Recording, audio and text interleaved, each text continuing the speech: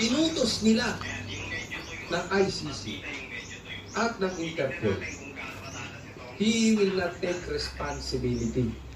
Hindi ganyan ang alam kong leader. Ang leader, blame it on me.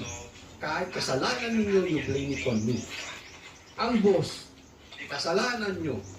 Pero ako payaman, ako powerful, it's all about me and me. Because I am the king. Yun po ang difference. Tingnan nyo si PRRD.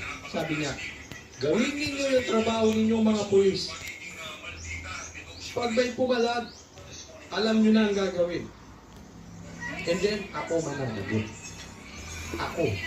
Look at the difference of BBM and PRRD. Yung isa, hindi niya masabihan na diretsyo. PRRD naman, kahit hindi niya kasalanan, inaako niya. Hindi naman po katindi. Tungkol dito sa alyansa. Hindi rin daw alam ng palasyo kung nag-usap na ang magkapatid na Marcos. Mas bagong palakpak. Hindi nagkakagulo, no?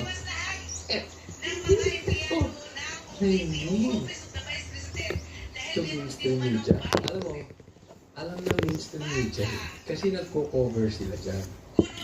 Yun nga lang, wala sila sa Hong Kong. Pero, ano yung mainstream media nasa Netherlands din? Anong nila Maris Umali? Anong nila legit? Legit ang sigawan at Philip Duterte yung nagsarali. Kahit saan, doon sa Hong Kong, sa Davao. Ito, walang pakinig yan. Ganun po ang difference. Alyansa para sa bagong Pilipinas. Bagong Pilipinas, puro luma yan. May nagawa ba yung mga yan? Nabago ba? May meron bang tumindig dyan para man lang sugputin? Naititita lang mo kung saan nakatira yung mga yan. Mababa ang droga sa lugar nila. Hindi lang tanong ko. Asensado ba yung lugar nila? Next tayo. Ito po pag-usapan natin. Napaka-importante nito. At kinuha ko yung mismong sinabi ng China. Kasi meron pong lumalabas na balita.